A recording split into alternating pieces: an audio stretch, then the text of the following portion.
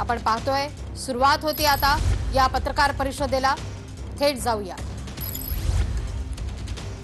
आमचे सगळे सहकारी आहेत, त्यातले एक सोडले तर बाकीच्यांना एक माझ्या दृष्टीनं आनंदाची बातमी द्यायची, त्यांना आणि तुम्हाला.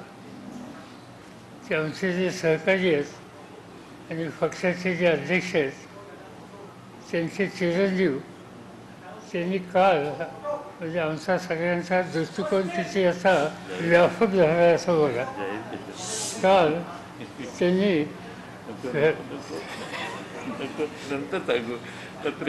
काल संध्याकाळी पॅरिसमध्ये एफएल टॉवरमध्ये जाऊन एका मुलीला प्रपोज केलं आणि ते त्याला दोन्ही बाजूंनी मान्यता मिळाली. त्यामुळं आता मी वाळवा, इस्लामपूर वगैरे असे सीमित नाही होत. आम्ही एकदम पॅरिस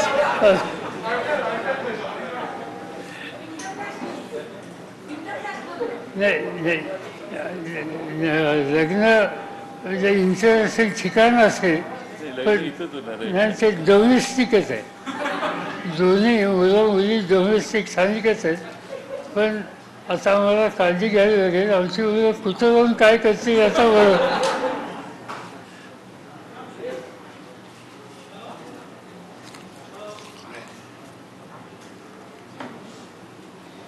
आज मला काही प्रश्न तुमच्याशी बोलायचे आहे. त्यातले काही स्थानिक असतील, काही देशाच्या पातळीवरचे असतील आणि काही एक देशामध्ये काही परिस्थिती निर्माण होते त्यासंबंधी कसल्याही प्रकारचे राजकीय मतभेद न ठेवता एकत्र येऊन त्याला समोर जाण्याच्याबद्दलची आहे. मला स्वतःला काळजी एक अशी आहे की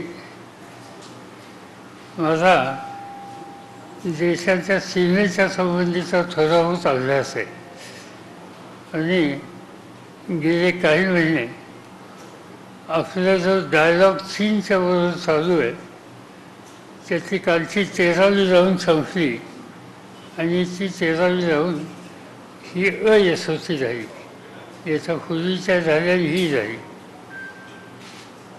एका बाजूला चीनशी आपला डायलॉग हा अयशस्वी होतो आहे दोन्ही बाजूनी, आणि दुसऱ्या बाजूनं त्याच वेळेला पूंछ किंवा हा जो भाग आहे तुमच्या काश्मीरमधला त्या ठिकाणी काही दुसरी रिॲक्शन प्रतिक्रिया आपल्याला बघायला मिळते. आणि म्हणून 13वी राऊंड ही असफल झालेल्या दुसऱ्या दिवशी पूंछला तिचा हल्ला झाला आपल्या सैनिकांच्यावर. 5 जणांची त्या ठिकाणी मृत्यू झाला. त्या 5मध्ये 4 सोल्जर होते आणि एक ज्युनियर सिनियर अधिकारी होता. आणि त्यामुळं हे जे सतत घडतं आहे हे चिंताजनक आहे. आणि मला स्वतः असं वाटतं, आणि दिल्लीच्या आमच्या अन्य पक्षाच्या सहकाऱ्यांशी बोलतो आहे, गव्हर्नमेंटशी बोलतो आहे की याच्यामध्ये एकत्र बसून सर्व राजकीय पक्षाच्या सहकाऱ्यांनी याच्याबद्दल एक सामूहिक भूमिका घेण्याची आवश्यकता आहे. 1 महिन्याच्या पूर्वी देशाचे संरक्षण मंत्री राजनाथ सिंग यांनी मला आणि एके अँथनी यांना निमंत्रित केलं आणि इंडिया चायना बॉर्डरवर साधारणतः काय चाललं आहे या संबंधीचं ब्रीफिंग केलं. त्या ब्रीफिंगला लष्कर प्रमुख नरवणे हजर होते आणि अन्य काही लोक हजर होते. आणि साहजिकच त्या सगळ्या ब्रीफिंगमधनं आम्ही एका गोष्टीच्या निष्कर्षाने आलो की राजकीय प्रश्नावर, अन्य प्रश्नावर आपला संघर्ष होऊ शकतो, पण या प्रश्नावर काही झालं तर आपण हे राष्ट्राचा एक आघात करण्याचा प्रयत्न कुठून जर होत असेल तर या ठिकाणी कसल्याही प्रकारचे मतभेद राजकारण न आणता एका विचाराने संरक्षण खात्याच्या संदर्भात जी काही भूमिका घेतली जाईल त्याच्याशी सुसंगत भूमिका आम्हा सगळ्यांची राहील आणि ही आमची कमिटमेंट आहे. कालचा हा जो प्रकार आहे तो या दृष्टीनं आणखीन थोडंसं घट्ट एकत्र बसून काही पुढचा निकाल घेण्याची आवश्यकता वाटते. आणि म्हणून इथून परत गेल्याच्या नंतर दिल्लीला आणखीन काही सहकाऱ्यांशी आम्ही बोलणार आहोत. काही लोकांशी टेलिफोनवर बोललो आणि याच्यात एक कलेक्टिव्ह लाईन कशी घेता येईल आणि देशातल्या सर्वसामान्य लोकांना सुद्धा यासंबंधी सतर्क कसं करता येईल याबद्दल. पण याचा अर्थ काही भीती किंवा चिंता हे नव्हे, पण प्रश्न पुन्हा घडतोय आणि वाटाघाटीच्या संबंधीचा दृष्टिकोन झिजलेत आहे आणि त्यामुळं याबद्दलचा हा विचार मी आपल्या सगळ्यांच्या समोर मांडू इच्छितो. आता दुसरा जो प्रश्न आहे स्थानिक प्रश्नाच्या संबंधीचा विचार करायचा झाला देश पातळीचा, त्याच्यामध्ये 2-3 गोष्टी आहेत. एक असं आहे की आत्ता केंद्र सरकार काही इन्स्टिट्यूशन्स आहेत त्या इन्स्टिट्यूशनचा गैरवापर करण्याच्या संबंधीची पावलं सतत टाकतात. त्याच्यामध्ये CBI असेल, इन्कम टॅक्सच्या संबंधीची ऑर्गनायझेशन असेल, ED असेल, नार्कोटिक रोड काय म्हणायचं असेल सूर्याचे एक्सपर्ट आहे NCB. या सगळ्या एजन्सी याचा वापर हा राजकीय दृष्टीने केला जातोय. त्याच्यात काही उदाहरणं सांगायची झाली. आता उदाहरणार्थ महाराष्ट्राचे माजी गृहमंत्री अनिल देशमुखांच्याबद्दल त्यावेळेच्या मुंबईच्या पोलीस आयुक्तांनी काही आरोप केले. मला इथे येऊन भेटले होते आणि जे आरोप केले ते त्यांनी माझ्यासमोरही सांगितले होते. पण पोलीस कमिशनरने आरोप केले आणि त्या आरोपातून जे एक वातावरण झालं त्याच्यामुळे अनिल देशमुखांना राजीनामा द्यायला लागला. ज्यांनी आरोप केले ते ग्रस्त आज कुठे त्याचा पत्ता अजून तर काही लागलेली दिसत नाही. पण एक जबाबदार अधिकारी जबाबदार मंत्र्याच्या संबंधीचे लेखीपणानं काही आरोप करतो हे तिथं कधी घडलेलं नव्हतं. ते या ठिकाणी घडलं. पण अनिल देशमुखांनी तातडीनं याच्यावर माझ्यावरचा हा आरोप आहे हे लक्षामध्ये घेऊन त्यांनी सत्तेपासून बाजूला व्हायची भूमिका घेतली आणि दुसऱ्या ग्रस्तांनी ज्यांनी आरोप केले आणि आता त्यांच्याबद्दलच्या आरोपाची मालिका सुरू झालेली आहे. कुठं ठाण्यामधनं कुठं नाशिकमधनं मला काही त्याच्या खोलातली माहिती नाही, पण मालिका ही तुम्ही छापताना मी वाचतो. आणि त्यामुळं अनिल देशमुख हे तातडीने बाजूला झाले आणि हे ग्रस्त गायब झाले. हा फरक आहे आणि हा फरक या ठिकाणी आपल्याला बघायला मिळतो. आता या ठिकाणी अनिल देशमुखांच्या संबंधीची नंतर चौकशी ही करण्याचं काम चालू आहे. काल माझ्या माहितीप्रमाणे त्यांच्या घरी काल 5व्यांदा छापा टाकला. मला होतं कौतुक वाटतं या एजन्सीचं. त्याच घरात 5 वेळेला जाऊन काय त्यांना पुन्हा मिळतं माहिती नाही, पण त्यांनी एक तो विक्रम केला हे मान्य केलं पाहिजे. 5 वेळेला एखाद्या व्यक्तीच्या घरामध्ये जाणं हे कितपत योग्य आहे याचा विचार करण्याची वेळ नागरिकांनी सुद्धा आलेली आहे. कारण याच्याबद्दलचे शेवटी जनमत हे व्यक्त होण्याची आवश्यकता आहे. दुसऱ्या बाजूनं काही प्रकार देशामध्ये घडले. आता तुम्ही गेले काही दिवस उत्तर प्रदेशमधल्या शेतकऱ्यांच्यावरच्या हल्ल्याचा बातम्या छापता.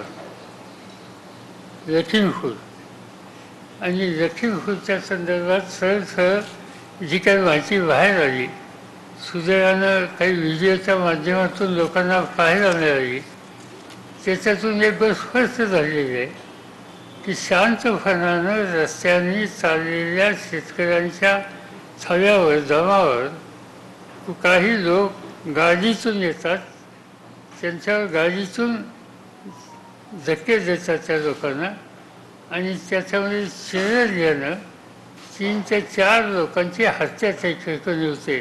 4 शेतकऱ्यांची, 2-3 इतरांची. एक पत्रकारसुद्धा त्याच्यामध्ये होतं असं वृत्तपत्राच्या बातम्यावरून दिसतं.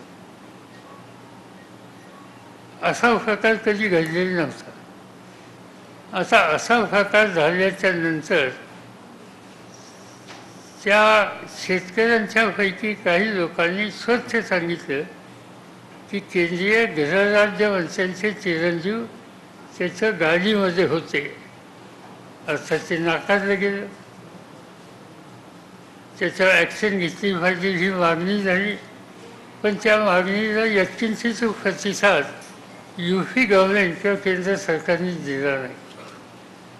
6-5 दिवसाच्या नंतर सुप्रीम कोर्टाने याच्यावर काही प्रतिक्रिया व्यक्त केली आणि ती व्यक्त केल्याच्या नंतर त्याचे विश्रा सेंट्रलचे राज्यमंत्री गृह खात्याचे त्यांच्या चिरंजीवांना अटक करण्याच्या संबंधीची भूमिका यंत्रणेने केली. ते नव्हतेच अशी जी भूमिका केंद्रीय गृहराज्य मंत्री सांगत होते, त्यांच्या चिरंजीवांना त्यांच्या पक्षाचं सरकार ज्या ठिकाणी आहे त्या सरकारला शेवटी अरेस्ट करायला लागलं, कारण आवश्यक अशा प्रकारचा पुरावा त्यांच्या हातामध्ये आला असं दिसतंय. हा जो तिसरा लखीमपूरचा प्रकार आहे, अपेक्षा अशी होती की शेतकऱ्याची हत्या झाली, जरी सत्ताधारी पक्षाच्या व्यक्तीचा आरोप असला तरी सत्ताधारी पक्षानं याच्यात काहीतरी भूमिका घेण्याची आवश्यकता होती. पण पहिल्यापासून सत्ताधारी पक्षाने याच्यात सत्य नाही अशी भूमिका घेतली. माझं तर स्वच्छ म्हणणं असं आहे की आज या प्रश्नावरून वड्याची भूमिका घेणं, अपराधाच्या संबंधीची वेळीच उपाययोजना न करणं याची जबाबदारी उत्तर प्रदेशच्या मुख्यमंत्र्यांना टाळता येणार नाही. आणि त्याबरोबर गृह खात्याची जबाबदारी राज्यमंत्री म्हणून ज्यांच्याकडे आहे त्यांना अजिबात टाळता येणार नाही आणि म्हणून त्यांनी आपल्या पदापासून मुक्त व्हावं. आज त्याची अतिशय गरज आहे. त्यामुळे लोकांचा व्यवस्थेच्या संबंधीची, लॉ अँड ऑर्डरच्या यंत्रणेच्या संबंधी आणि शासनाच्या संबंधी काही त्या ठिकाणी विश्वास राहण्याच्या बद्दलची शक्यता आहे. याच्यामध्ये आणखी एक गंमत अशी आहे की लखीमपूरचा प्रश्न हा उपस्थित केल्याच्या नंतर महाराष्ट्रातल्या माजी मुख्यमंत्र्यांनी त्याच्यामध्ये काही भाष्य केलं. त्यांचा अधिकार आहे, त्याच्यामध्ये माझं म्हणणं नाही. पण त्यांनी सांगितलं काय? त्यांनी सांगितलं की मावळामध्ये काय घडलं. एका दृष्टीने त्यांनी सांगितलं ते बरं केलं, कारण मावळामध्ये काय घडलं हे त्यावेळी कुणाच्या लक्षात फारसं आलं नव्हतं. त्यावेळेला मावळामध्ये जे काही झालं, शेतकऱ्यांची त्या ठिकाणी मृत्युमुखी पडले, पण ते शेतकरी मृत्युमुखी पडले त्यांना मृत्यूला जबाबदार कुणी राजकीय पक्षाचे, सत्ताधारी पक्षाचे सहकारी किंवा नेते नव्हते. तो आरोप होता पोलिसांच्यावर की पोलिसांनी त्या ठिकाणी कायदा आणि सुव्यवस्था त्यांच्या दृष्टीनं सांभाळण्यासाठी काही कारवाई केली.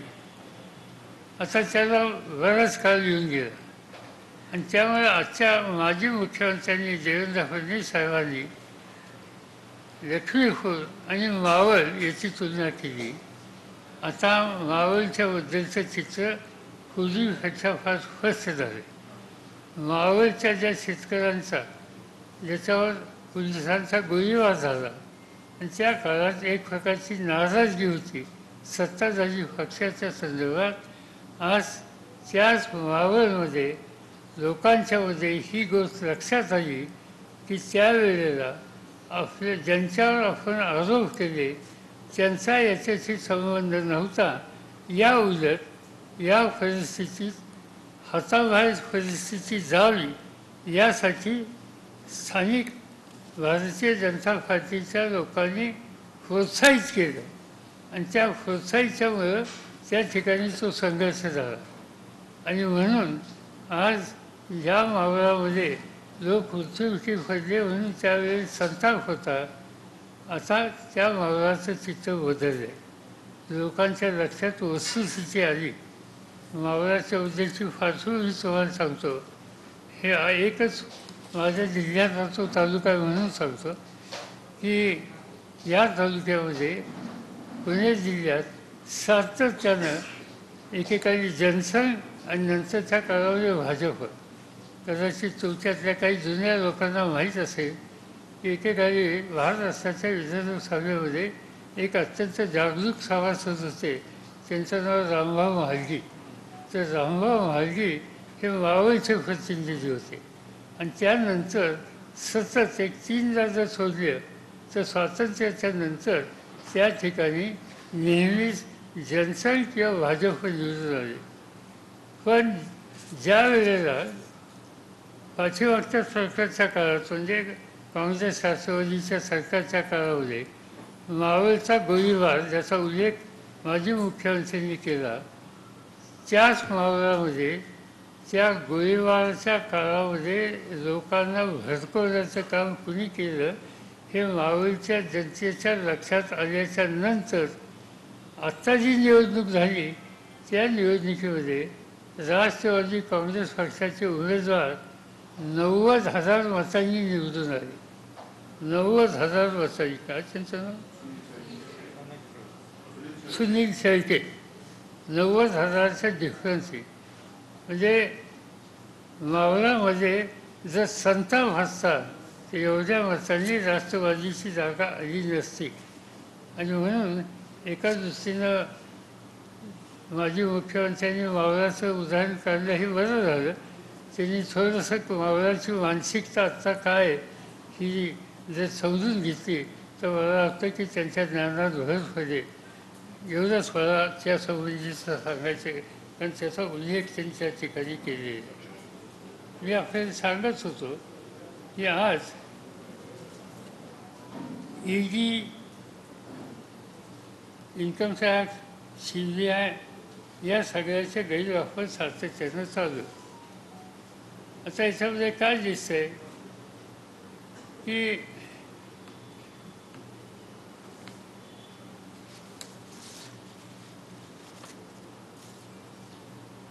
काही लोकांना आणि पक्षांना त्याच्यात बदनाम करण्याच्या उद्देशाची खबरदारी घेतली जाते. तुमच्या पुढं नवाब मलिक साहेबांनी यापूर्वी काही मला वाटतं की ब्रीफिंग केलं आणि काही परिस्थिती तुमच्या पुढे ठेवली. मी त्याच्यामध्ये माहिती घेण्याचा प्रयत्न केला. साधारणतः माझा थोडा बहुत जो गव्हर्नमेंटमधला अनुभव आहे तो राज्यातला असेल किंवा केंद्रातला असेल. तर यंदाच्या वर्षी मला 54 वर्ष होतात सतत विधिमंडळात किंवा संसदेमध्ये जाऊन. आणि राज्यात आणि केंद्रामध्ये काम करायला 26 वर्ष होतात. तर थोडं बहुत प्रशासनाची मला माहिती आहे.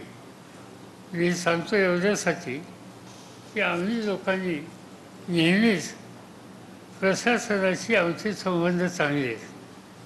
व्यक्तिगत मला मी विरोधी पक्षात होतो किंवा सत्ताधारी पक्षात होतो. मला महाराष्ट्राच्या काय सचिवालयामध्ये काम करणारे जे कोणी सहकारी असतील त्याच्यात कधी मला असं अंतर जाणवलं नाही. कारण आमचा सुसंवाद सगळ्यांचा असतो आणि सत्तेचा उन्माद आम्ही लोकांनी कधी दाखवला नाही. म्हणजे माझ्या पुढचं सांगत नाही. इथं जे आमचे सगळे सहकारी बसले त्यांच्यासह सांगू इच्छितो. आता इथं काय घडलं आहे, इथं नवाब मलिकांनी एका व्यक्तीच्या संबंधीची काही मतं मांडली. त्याच्यामध्ये एका अधिकाऱ्याच्या बद्दलचा अनुभव घेतला. मी केंद्र सरकारमध्ये काम केलेले अधिकारी असल्यामुळे थोडी बहुत माहिती घ्यायचा प्रयत्न केला. ते जे अधिकारी आहेत त्यांचं नाव वानखेडे वानखेडे त्यांचं नाव आहे. आणि याच्या आधी एअरपोर्टवर काय ते एक्साईज आणि चेकिंग विकत करतात हां त्यामध्ये ते काम करणारे होते. तिथल्यासुद्धा काही कथा मला ऐकायला मिळाल्या, पण माझ्याकडे पूर्ण त्याचं चित्र नाही म्हणून मी त्याच्यावर भाष्य करू इच्छित नाही. पण इथं काय झालं, इथं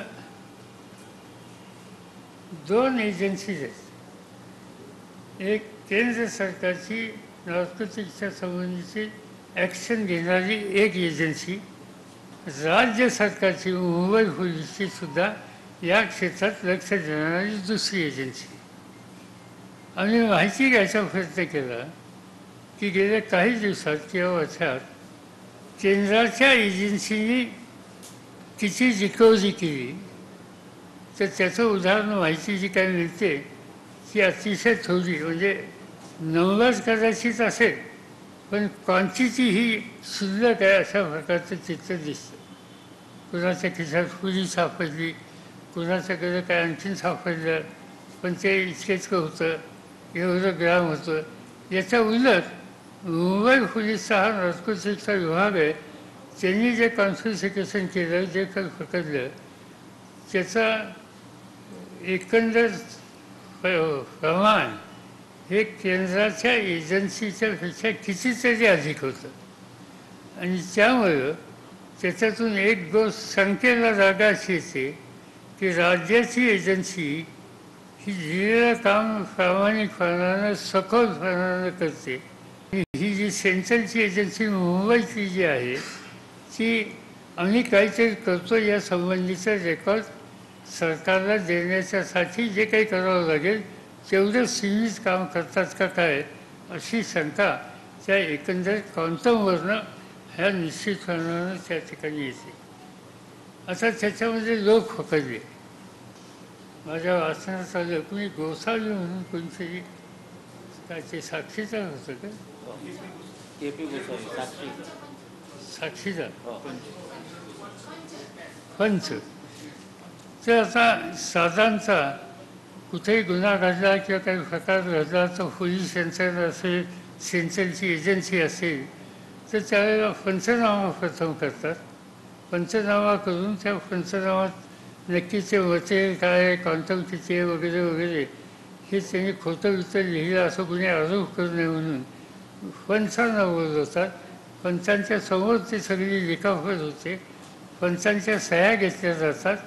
ही साधारणतः पद्धत आहे. आणि साधारणतः जे काही ॲक्शन घेतात अधिकारी ती योग्य आहे, त्याच्याबद्दलची कोणी शंका घेऊ नये याची खात्री वाटावी अशा कॅरेक्टरच्या, अशा पद्धतीचे हे पंच असले पाहिजे. आता असं दिसतंय हे कोण गोसावी कोण जे होते ते गेले काही दिवस फरार आहेत का काय मला माहिती नाही, पण सापडत नाहीत. काय ते बाहेरच आहे, ॲब्स्कॉन्डिंग आहे. आता पंच म्हणून ज्याची निवड केलेली असेल की जो नंतर येऊसुद्धा इच्छित नाही, समोर जायला तयार नाही, पोलिसांच्या सोबत जायला तयार नाही, नार्कोटिक ब्युरोमध्ये भेटत नाही, याचा अर्थ त्यांची इंचिगिची आणि त्यांचं एकंदर काय जे कॅरेक्टर हे त्याच्यातनं संशयास्पद दिसतं. पण त्याच्यापेक्षा मला चिंता ही आहे की ज्या नार्कोटिक्स एजन्सीच्या डायरेक्टर किंवा सिनियर अधिकाऱ्यांनी पंच म्हणून अशा व्यक्तीची निवड केली, याचा अर्थ या अधिकाऱ्यांचं असोसिएशन कुठल्या प्रकारच्या लोकांशी आहे हे त्याच्यामधून स्पष्ट होतं. आणि म्हणून हे कोण आहेत, कुठे आहेत या संबंधीचं चित्र अद्यापही या ठिकाणी दिसत नाही. पण गंमत त्याच्यातली दुसरी एक अशी आहे की या ठिकाणी आरोप केले गेले. आता ते आरोप केल्याच्या एजन्सीने काही खुलासा केला मी समजू शकतो, पण अशा प्रकारच्या संबंधी आरोप केल्याच्या नंतर त्याला खुलासा करायला सगळ्यात पहिल्यांदा भाजपचे नेतेच आहेत.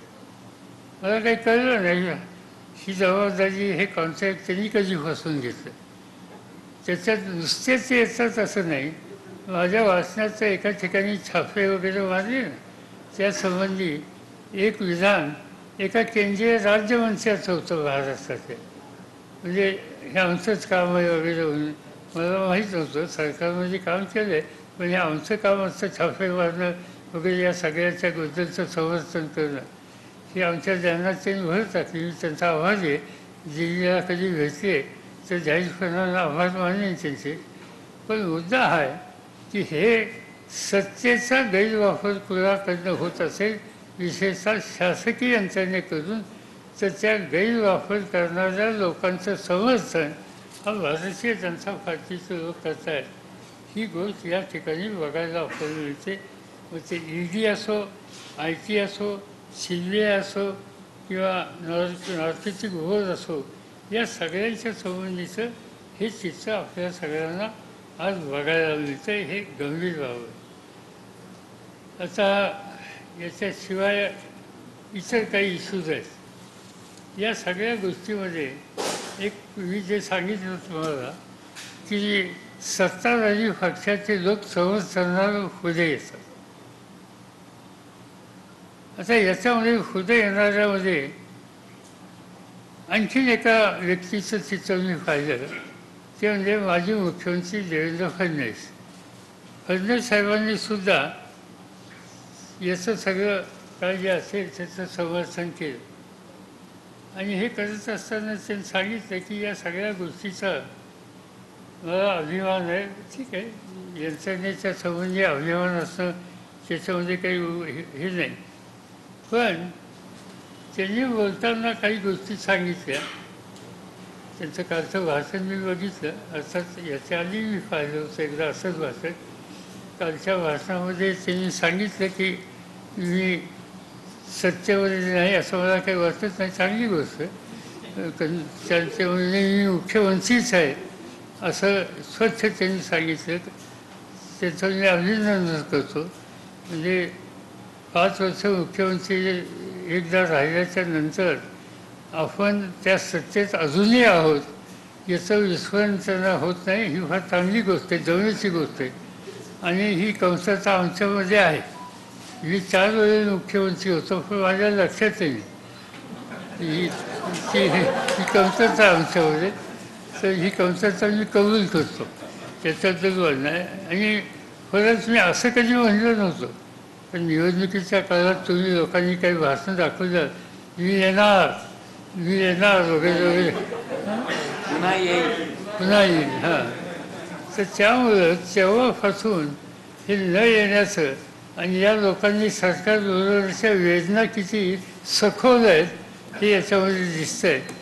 पण मला असं वाटतं की या प्रकारची सत्ता येते जाते, त्याचा काही फारसा विचार कधी करायचा नसतो. असताना समंजसपणाने सत्तेचा वापर लोकांच्या भल्यासाठी, राज्याच्या भल्यासाठी करायचा असतो. आणि सत्ता नसते. मी तर माझा अनुभव तुम्हाला सांगतो. मी मुख्यमंत्री ज्या ज्यावेळी माझं गेलं त्याच्यानंतरचा काही वेळी मी विरोधी पक्ष नेताही होतो. आणि माझा व्यक्तिगत अनुभव हा आहे, पर्सनल, की अपोजिशनमध्ये काम करणं त्यानंतर हे अधिक सुखावं असतं. 2-3 गोष्टी असतात. आपण काही निर्णय घेतो मंत्री असताना, आपल्याला रिपोर्ट येतात, चांगलं झालं, लोकांची रिॲक्शन चांगली आहे, कार्यकर्ते सांगतात या निर्णयाला लोकांचा पाठिंबा आहे. अधिकारी खालून रिपोर्ट मागितला तर तहसीलदार, कलेक्टर, डेप्टी कलेक्टर, कलेक्टर विभागीय आयुक्ताकडे, विभागीय आयुक्त मंत्रालयाकडं, आणि शेवटी मंत्र्याकडनं मुख्यमंत्र्याकडे येतं. आणि हे सगळे सांगतात अतिशय उत्तम परिस्थिती आहे. पण ज्यावेळी तुम्ही पदावरनं जाता नसता आणि खाली फिरून लोकांच्याच आपल्या निर्णयाच्या संबंधीचं वास्तव चित्र काय हे बघता, त्यावेळी खूपदा तुम्हाला मिळालेला अहवाल आणि वस्तुस्थिती याच्यात अंतर असते. आणि त्यामुळं सत्तेवर नसल्याच्या नंतर या सगळ्या गोष्टीचं असेसमेंट करायची एक संधी असते. आणि म्हणून मी स्वतः माझ्या पुरतं सांगतो याचा आनंद मला नेहमी मिळालेला आहे आणि शिकायला मिळालेलं आहे.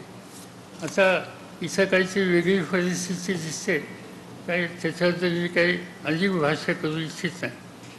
आता आणखीन एका गोष्टीच्या संबंधीचा मला आपल्याला उल्लेख या ठिकाणी करायचा आहे. महाराष्ट्रातल्या जनतेचं मला अंतःकरणापासून आभार मानायचे की परवा लखीमपूरच्या प्रश्नावरून हा जे महाराष्ट्रातल्या प्रमुख 3 राजकीय पक्ष आहेत, शिवसेना असेल, काँग्रेस असेल, राष्ट्रवादी असतील आणि त्यांचे छोटे मित्र असतील, या सगळ्यांनी बंद करण्याच्या संबंधीचा निर्णय घेतला. आणि सवर्ण राज्यामध्ये एका दुसऱ्या ठिकाणी कुठं काहीची किरकोळ जर बात होती, तर एवढ्या मोठ्या प्रमाणावर बंद असताना त्या बंदमध्ये शिवसेनेसह सगळे सहभागी असताना तो बंद शांततेने झाला. याच्यासाठी सामान्य जनतेला, नागरिकांना आपण धन्यवाद द्यायला पाहिजे. जसा राष्ट्रवादी काँग्रेसच्या कार्यकर्त्यांना धन्यवाद द्यायला पाहिजे, काँग्रेसच्या कार्यकर्त्यांना धन्यवाद द्यायला पाहिजे, शिवसेनेच्या कार्यकर्त्यांना धन्यवाद द्यायला पाहिजे आणि त्याहीपेक्षा महाराष्ट्रातल्या जनतेला धन्यवाद द्यायला पाहिजे की या सगळ्यामध्ये अत्यंत संयमानं, समंजसपणानं. आणि दुसरी गोष्ट अशी की लखीमपूरला हा प्रकार घडला उत्तर प्रदेशमध्ये, शेतकऱ्याची हत्या झाली याच्या संबंधीचा कॉग्निझन्स याची नोंद महाराष्ट्रातला सामान्य माणूस हा सुद्धा घेतो. तो राष्ट्रीय कुठं आपत्ती अशी कोणाकडनं आली असेल तर त्या संबंधीची संवेदना व्यक्त करतो.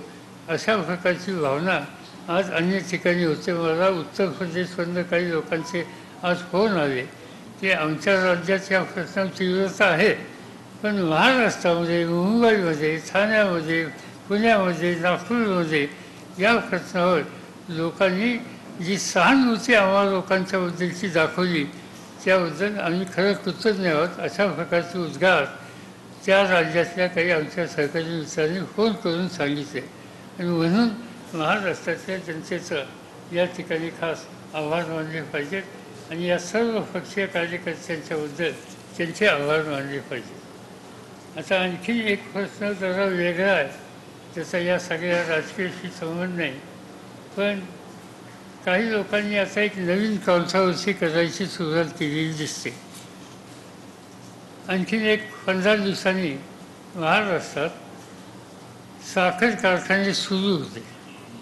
जी माझी माहिती आहे, यंदाच्या वर्षी पाऊस काळ चांगला असल्यामुळं ऊसाचं उत्पन्न फार आहे आणि ज्या पद्धतीनं धरणं आता भरली ती एकंदर स्थिती पाहिली तर पुढच्या वर्षीसाठी ऊसाची लागवड ही महाराष्ट्रात आणखीन जादा होणार आहे. त्यामुळे यंदा आणि पुढच्या वर्षी महाराष्ट्रामध्ये ऊसाच्या उत्पादनाच्या संबंधीचा रेकॉर्ड ब्रेक होईल ही स्थिती त्या ठिकाणी दिसते. आता काही लोकांनी एक अशी सुरुवात केलेली आहे की ऊसाचा पुरवठा केल्याच्या नंतर एका रकमेनं शेतकऱ्याला पैसे द्यायला पाहिजे. मागणी काही फारशी चुकीची असं मी म्हणत नाही, पण याच्यामध्ये सिस्टीम काय हे बघितले पाहिजे. आज आता शेजारचं राज्य गुजरात राज्यामध्ये सुद्धा सहकारी संस्था चांगल्या आहेत, तिथली सहकारी साखर कारखानदारी चांगली आहे. आज गुजरातमध्ये ऊस कारखान्याला घातल्याच्या नंतर 50% पैसे ऊस घातल्या मिळतात शेतकऱ्याला आणि त्याच्यानंतर 2 महिन्यांनी आणखीन 30% पैसे मिळतात. दिवाळीच्या वेळेला सण असतो तेव्हा सणाच्या वेळी पैसे द्यावेत अशी अपेक्षा असते आणि त्यानंतर साखर विकल्यावर राहिलेली सगळे 20% ती रक्कम दिली जाते. याचा अर्थ गुजरातमध्ये 3 हप्त्यात पैसे दिले जातात. महाराष्ट्रामध्ये वर्षोनवर्षे हीच पद्धत होती. अलीकडे काही लोकांनी एका कारखान्याने सांगितलं ना एखादा रकमेत देतो, मागणी सुरू झाली, सगळ्यांनी सुरू केली, आंदोलनं सुरू केली आणि एक नवीन शब्द आला, तुकडे देऊ नका, आम्हाला तुम्ही एकाच रकमेत द्या, तुकडे देऊ नका. याचा अर्थशास्त्र समजून घेतलं पाहिजे. आता महाराष्ट्रामध्ये यंदाच्या वर्षी साधारणतः 175च्या आसपास कारखाने चालू होते याच्या 7-10 दिवसात, आणि त्यांचा सीझन चालू राहील तो साधारणतः 3-3.5 महिन्याचा. याचा अर्थ 150 ते 200 साखर कारखान्यांची साखरेची निर्मिती ही 3 महिन्यात महाराष्ट्रात होईल. आणि एवढी निर्मिती एका वेळेला बाजारात जर गेली तर मार्केटमध्ये किमती राहणार नाहीत आणि मार्केटमध्ये डिमांड येणार नाही. कारण एवढी डिमांडच असणार नाही. किमती फडतील आणि किमती फडल्या तर ऊसाची किंमत शेवटी ऊस उत्पादकाला कमी पडेल. आणि याच्याऐवजी ही साखर 12 महिन्यात जर विकली तर आपल्याकडं कसं असतं, कारखाना सुरू झाला, साखर निघाली, तातडीने पैसे दिले, काही साखर विकली, शेतकऱ्यांना फायदा, ग्राहकांना साखर बाजारात. मग दसरा दिवाळी येते, पुन्हा लोकांना गोड धूर खायला साखर लागते, पुन्हा त्याच्यातनं डिमांड वाढते, 2 पैसे जास्त मिळतात. त्यानंतर उन्हाळ्याच्या पूर्वी उन्हाळा म्हणजे थंड पेय वगैरे या सगळ्या गोष्टीला साखर लागत असते, त्यावेळी साखरेची डिमांड वाढते, त्याला 2 पैसे मिळतात. ह्या टप्प्याटप्प्याने विकण्यामध्ये हा फायदा होतो. आणि एकदम विकायची झाली तर स्टोरेजचं संकट, खरेदीदाराचं संकट आणि कमी किमतीचं संकट, या तिन्ही बाजूंनी नुकसान. आणि शेवटी ह्याचं नुकसान ऊस उत्पादकाचं होतं, दुसरं कोणाचं नाही. आणि म्हणून माझी आग्रहाची विनंती या संबंधीचे जे आमचे सगळे मित्र आहेत की बाबांनो, तुम्ही याचा अर्थशास्त्र बघा, त्याचं अर्थशास्त्र बघून वर्षाचं त्याचं गणित काढा आणि फायदा तोटा त्याच्यात नक्की काय होतं हे असेच करा. त्याच्यातूनच हा प्रश्न सुटे. आता देण्याची कुवत नसतानाच दिले पाहिजेत याचा अर्थ मग कर्ज काढून द्यायला पाहिजे. कर्ज काढून द्यायचं म्हणलं तर व्याजही द्यावं लागेल त्या कर्जाला. आणि कर्ज आणि व्याज या दोन्ही गोष्टी काढल्याच्या नंतर शेवटीची रक्कम कोण देणार? त्या कारखान्याचा ऊस उत्पादक त्याच्यावरच पडणार आहे, म्हणजे त्याच्या किमतीवर त्याचा परिणाम होणार आहे. आणि म्हणून याचा परिणाम कारखाने हे संकटात जाण्याची शक्यता नाकारता येत नाही. नेतृत्व करणाऱ्या लोकांनी असे कधी करू नये.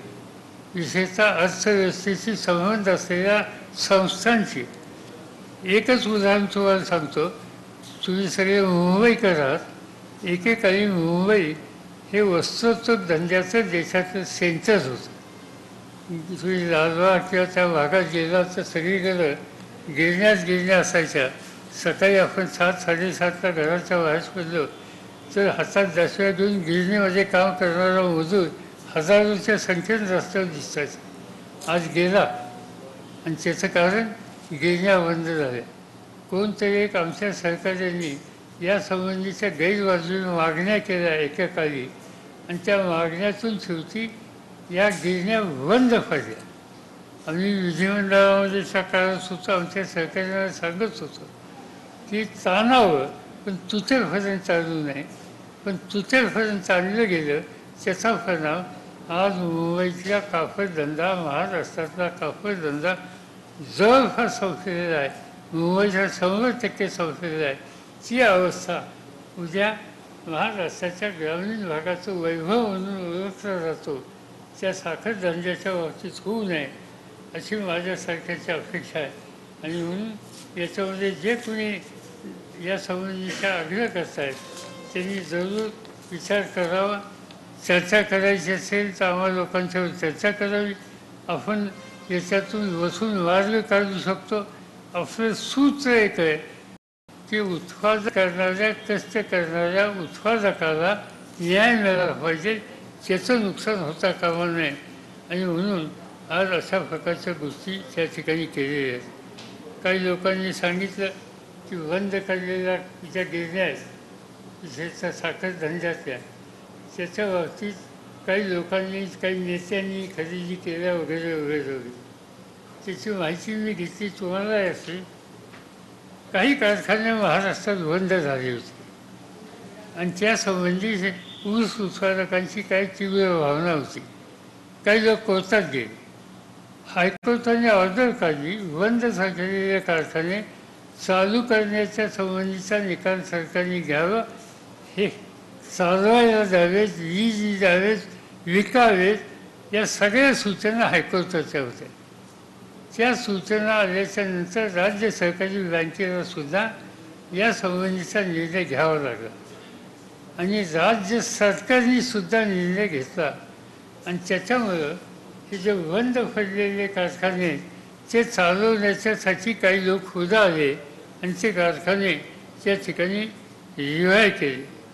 आज याच्यामध्ये तुम्हाला एखाद दुसरं त्याचं कितीच उदाहरणं सांगता येतील की हे जे कारखाने दिलेत हे लीजवर दिलेत बऱ्याच ठिकाणी, किंवा एक 10 वर्षासाठी, 12 वर्षासाठी, 20 वर्षासाठी भाडे तत्वावर केले आणि तिथल्या शेतकऱ्यांच्या ऊसाची विल्हेवाट लावायची स्थिती त्यामुळे निर्माण झाली. त्याच्यावर तिथल्या शेतकऱ्यांशी त्या संबंधीची तक्रार नाही आहे. अगदी उद्या याच्यावर तिथं मतदान घेतलं गुप्त तरीसुद्धा ऊस उत्पादकांची भावना काय हे त्याच्यातून स्पष्ट होईल. आणि म्हणून असे आर्थिक जे निर्णय घ्यावे लागतात त्या निर्णयाचा ओव्हरऑल रिफरकेशन काय आहेत याचा विचार करून त्याच्याबद्दलची भूमिका घेतली पाहिजे. नाही तो बंद करायला फारशी अक्कल लागत नाही, सुरू करायला अक्कल लागते, चालू ठेवायला अक्कल लागते. आणि मला असं वाटतं हा अर्थव्यवस्थेचं चक्र हे चालू राहील याबद्दलची खबरदारी घ्यायची आवश्यकता असते. माझं झालं असं तुम्ही विचारतो.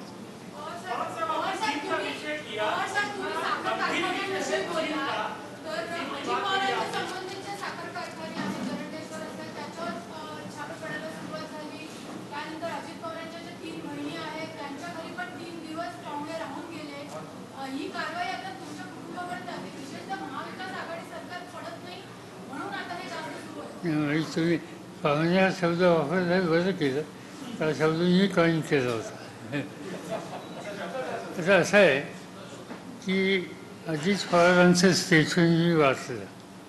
त्यांचं स्टेटमेंट असं होतं की मी राज्याचा अर्थमंत्री आहे, रिसोर्सेस सरकारचे हे महत्त्वाचे असतात आणि त्याची रिकव्हरी करण्याच्यासाठी किंवा तिथं ते कर्ज दिले नाहीत अशी स्थिती असेल तर त्याच्यासाठी काही भूमिका घेतली तर मी त्याला विरोध करणार नाही की माझीसुद्धा अर्थमंत्री म्हणून जबाबदारी. पण याची वस्तुस्थिती काय याच्यासाठी मी बोलेन. पण कधी बोलेन, या यंत्रणेची जी काही चौकशी चालली ती संपल्याच्या नंतर बोलेन. ती चौकशी अजून चालू आहे. साधारणतः मी जी माहिती घेतली केंद्रातल्या काही खात्यातल्या अधिकाऱ्यांच्याकडनं आणि उद्योग क्षेत्रातल्या लोकांच्याकडून की असे पाहुणे हा शब्द तुम्ही वापरला ते पाहुणे येतात, अनेक ठिकाणी येतात. 1 दिवस असतात, 2 दिवस असतात, 3 दिवस असतात. आजचा 6वा दिवस आहे. पाहुणचार घ्यावा. आपण पाहुणचार म्हणजे आधीच न होईल इतका पाहुणचार असू नये. कारण अनुभव असा आहे, मी चौकशी केली असताना माझ्याच घराच्या मुलींची आठवण केली. या 3 मुलींचा कारखाना नाही आहे कुठं. त्याच्यात एक पब्लिकेशनमध्ये आहे, एक होमिओपॅथ डॉक्टर आहे आणि तिची हाऊसवाईफ. त्यामुळे त्यांचा या सगळ्याशी संबंध नाही. पण तिथे गेले, ठीक आहे, काही चौकशी करायची ती केली. 1-1.5 दिवसात त्यांची चौकशी संपली. ते विचारण्याचं काम संपलं. त्यांची जायची घाई होती पण त्यांना सारखे फोन येत होते, थांबा अजून असं सोडू नका. नंतर त्यांना आमच्या मुलींनी विचारलं, आता 2 दिवस झाले, 3 दिवस झाले, तुमचे घरचे वाट बघत असतील वगैरे. त्यांनी सांगितलं असं काय आम्हाला जायचं आहे पण आम्हाला इन्स्ट्रक्शन्स आहेत की आम्ही सांगितल्याशिवाय घर सोडायचं नाही. त्यामुळे 5 दिवस झाल्याच्या नंतर काही सोडले आणि आजच्या 6व्या दिवशीसुद्धा 1-2-3 ठिकाणी पाहुणे आहेत. आत्तापर्यंत अशा एजन्सीनी अनेक ठिकाणी जाऊन चौकशी करणं, छापा टाकणं या गोष्टी केल्यात. पण त्या 6 दिवस 5 दिवस एखाद्याच्या घरात जाऊन कधी केलेले ऐकवत नव्हते. पण काही नवीन धोरणं स्वीकारली असतील तर त्याच्याबद्दल तक्रार करण्याच्या संबंधीची आज ही वेळ नाही आहे. त्याबद्दलचं योग्य वेळी त्या संबंधीचा विचार करता येईल. पण जे केलं आहे ते म्हणजे घरामध्ये 6 दिवस आणि साधारण काय मिडल क्लास फॅमिली की ज्याचं घर साधारणतः 2 बेडरूम किंवा असे किंवा 3 बेडरूम जास्तीत जास्त अशी जी घरं असतात तिथं मी चौकशी केली मुलींच्याकडे किती लोक होते. आता ह्याच्यामध्ये कोल्हापूरला चौकशी केली तिथं काही जास्त नव्हतं. तिथं नवरा बायको दोघं राहतात त्यांच्याकडे फक्त 18 माणसं गेली होती. त्यामुळे 18 लोक 6 दिवस घरामध्ये म्हणजे साधारणतः बसायला जागा, बाकीची साधनं वापरायला जागा, या सगळ्या गोष्टीच्या संबंधी फारसं भाष्य करण्याची गरज नाही. पण हे कधी पाहिलं नव्हतं, ते घडलेलं आहे. पण चांगली गोष्ट आहे. सत्तेचा गैरवापर आम्ही कधी करत नाही, केला नाही असं आमचे सत्तेमध्ये असलेले काही दिल्लीचे लोक आम्हाला नेहमी सांगत असत. तर त्याचं वास्तव चित्र या निमित्तानं कळलं, पण तक्रार नाही.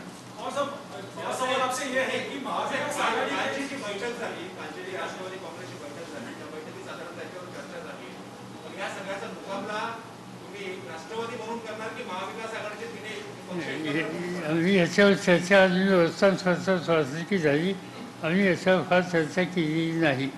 आमची कालची मिटिंग जी अध्यक्षांनी बोलवली त्याच्यामध्ये प्रामुख्यानं नगरपालिका, नगरपंचायत, महानगरपालिका, जिल्हा परिषद, पंचायत समिती यांच्या निवडणुकीच्या तयारीच्यासाठी आणि मी एक माझ्या सहकार्यांना सूचना दिली की सध्या सरकारचं, केंद्र सरकारचं आपल्याबद्दल एक अतीव आस्थेची भूमिका आहे, भावना आहे. त्यामुळे आपण काळजीचं राहूया या प्रश्नाला.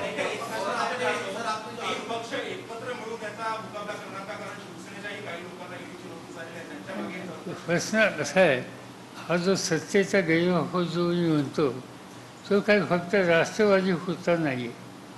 आपण बघितलं त्याचं कसं आहे, याच्यात 2 चित्र दिसतात. टार्गेट हे 3 पक्ष केलेले दिसतात. टार्गेट करत असताना त्यातला जो मुख्य घटक आहे त्याच्याऐवजी त्याच्या जवळच्या लोकांच्यावर कॉन्सन्ट्रेशन दिसतं. आता उदाहरण अशोक चव्हाण. त्या माझ्या वाचनात आले की काही त्यांचे सहकारी आहेत त्यांच्यावर हल्ला झालेला होता, अशोक चव्हाणांचा हल्ला झालेला नव्हता. आज तुम्ही आता अजित पवारांचं नाव घेतलं. अजित पवारांचं प्रत्यक्ष त्यांच्याकडे जाऊन काही केलं असं, पण त्यांच्या जवळ असतील, कुटुंबातले असतील, स्वतंत्र असतील, पण जवळचे असतील, अशांच्यावर त्याचे कमी जा.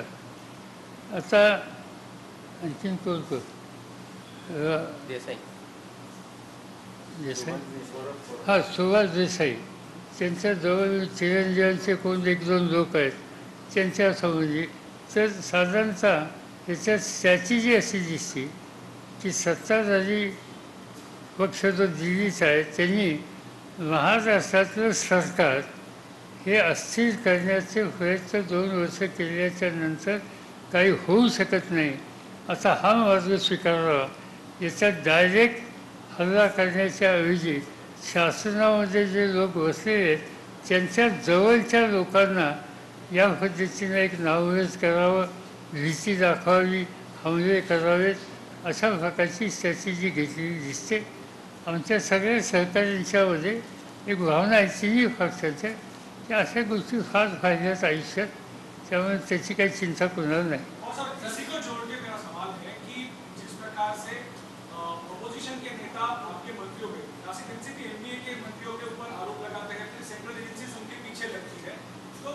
आप लोग जो है क्या ये मानते हैं कि पिछली सरकार जो थी उसमें कोई घोटाला नहीं हुआ क्योंकि आपके चुनिंदा लोग इसके खिलाफ आवाज उठाते, बाकी महाविकास आघाड़ी के बहुतांश मंत्री जो है वो चुप बैठे? असं आहे की आम्ही ज्या नेतृत्वाच्या विचारात वाढलो ते आमचं नेतृत्व म्हणजे यशवंतराव चव्हाण. त्यांनी आम्हाला संस्कार दिले आहेत की राजकारणामध्ये सत्तेचा गैरवापर किंवा विंदकीनेस हा कधी दाखवायचा नाही. आणि त्यामुळं या पद्धतीची भूमिका आम्ही नाही. असा कुठं कोणी कायद्याचा सरळ सरळ काहीतरी अफोज केला असेल तर त्या ठिकाणी यंत्रणा हे करेल, पण आम्ही याला टार्गेट करा त्याला टार्गेट करा असं कधी सांगत नसतो, सांगणार नाही. पण आज भारतीय जनता पार्टीच्या हातामध्ये सत्ता आहे, त्यांची भूमिका या संबंधीची ही वेगळी आहे हे स्पष्ट झालं. नॅशनल लेवल तुम्ही जे दोन महत्त्वाचे प्रश्न विचारले, you raised that against the background of this 13 round which has gone failed between India and China, and एका बाजूला पाकिस्तान मध्ये जो अटॅक होतोय, look at the Afghanistan development which has taken place.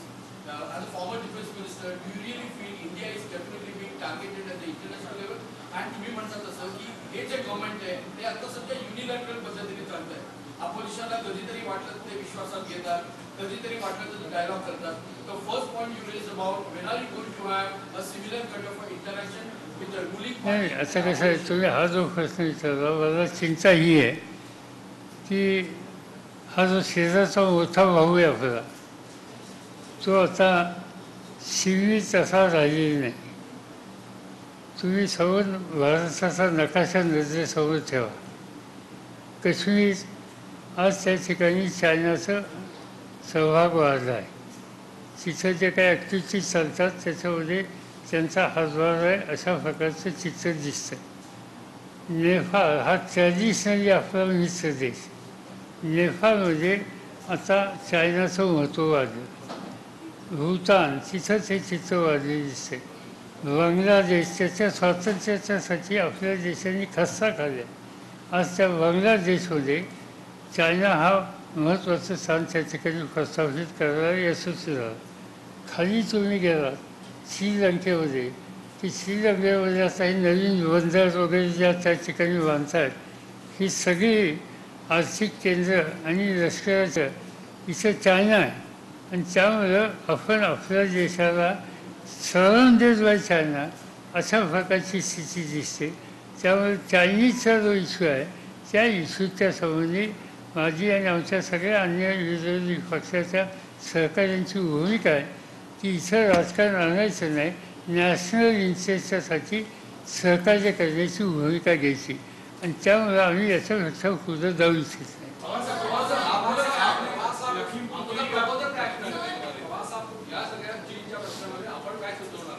असं आहे की मी काही सगळ्या गोष्टी सांगू शकणार नाही.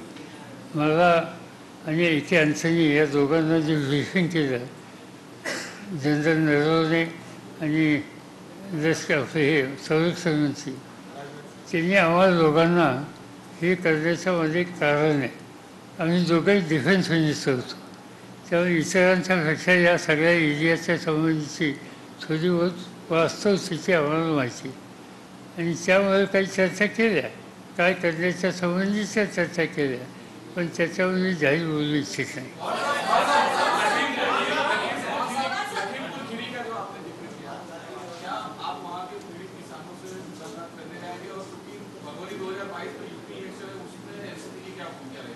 नहीं, जो जहाँ तक मेरी पार्टी NCP की टीम है वो लखीमपुर से 2 दिन जाकर आ गई. पहले दिन ही गई और वहाँ के लोगों का और कोई सहायता देने की आवश्यकता है. हमारी ताकत वहाँ सीमित है, फिर भी वो की. जहाँ तक इलेक्शन की बात है, हम इस इशू पर अन्य पॉलिटिकल पार्टी के साथ बात करें. मेरा इसमें कहना साफ ये है कि उत्तर प्रदेश में परिवर्तन करना हो तो जिस पार्टी के पास ज़्यादा ताकत है और जो बीजेपी के खिलाफ मजबूती से खड़े रहने के लिए तैयार है, उनको हमारे जैसे लोगों ने सहयोग देना चाहिए. क्योंकि हम वहाँ रहकर, हम वहाँ चुनकर एक अलग स्थिति पर आ सकते हैं, ऐसी हमारी स्थिति नहीं है. हम सिर्फ जो वहाँ बीजेपी को डिफीट कर सकते हैं, उनके रास्ते में रुकावट लाने का काम कर सकते हैं. ये हम करना नहीं चाहते. इसीलिए हमारे सभी साथियों के साथ बैठकर हमने उत्तर प्रदेश में ये तय किया है कि हम अखिलेश सिंह इनके नेतृत्व पर जो समाजवादी पार्टी है उनको सहायता देंगे. कुछ चंद सीट रहेंगे तो उनके सदा से लड़ेंगे, मगर आज वहाँ वोटों का बंटवारा नहीं होना चाहिए, ये सूचना हम करके काम कर रहे हैं।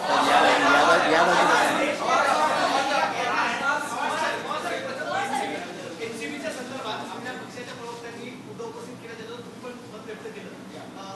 नार्कोटिक कंट्रोल ब्युरोच्या अधिकाऱ्यांकडून काही प्रमाणात जे त्यांच्याकडनं ब्रीफ फॉलो केले गेले नाहीये, अधिकारांचा गैरवापर केला गेला आहे. याबाबत अधिकाऱ्यांकडून होणारा जो गैरवापर आहे त्याच्याबाबत तुम्ही काही हा मुद्दा केंद्राबरोबर उचलणार आहात का? मग पुढे नाही, असं आहे की पहिल्यांदा मला हे मिळालं की हा जो तुम्ही या ब्युरोच्या संबंधीचा नार्कोटिक की म्हणजे हे अधिकारी आहेत, पण त्यांचं मीडिया नियोजन एवढं चांगलं हे मला कधी माहीत नव्हतं. त्यांचं मीडिया नियोजन चांगलं आहे, सतत काही गोष्टी शोधायच्या आणि ज्याला मराठीत आपण म्हणतो ना हुजी शोधली, त्याच्या हुज्या शोधण्यासारखं राजकारण त्या ठिकाणी करायचं आणि एक तर कोणाला तरी बदनाम करण्याचा प्रयत्न करायचा, कोणाला धाकदधोसा करायला सांगायचं. आज या यंत्रणेच्याबद्दलची लोकांच्यातली चर्चा मी हे ऐकतो लांब यांच्यापासून. कुणी त्यातला एखादा माणूस दिसला आणि त्याचे तुमचे मदत झाले तर एखादी हुजी तुमच्या खिशात तो टाकेल आणि अटक करून टाकेल. आज ही स्थिती, ही विश्वासार्हता नार्कोटिक्सच्या या विभागाच्या अधिकाऱ्यांच्या बाबतीत जनमानसात ऐकायला मिळते. आणि म्हणून केंद्र शासनाची कुठलीही यंत्रणा या थराला पोचलेली आहे आणि त्याच्याबद्दलचं जनमानसातलं हे चित्र जर असेल तर त्यासंबंधी जे काही फोरम असतील त्या फोरमवर बोलावं लागेल, इतर कुठे बोलण्याचा अर्थ नाही.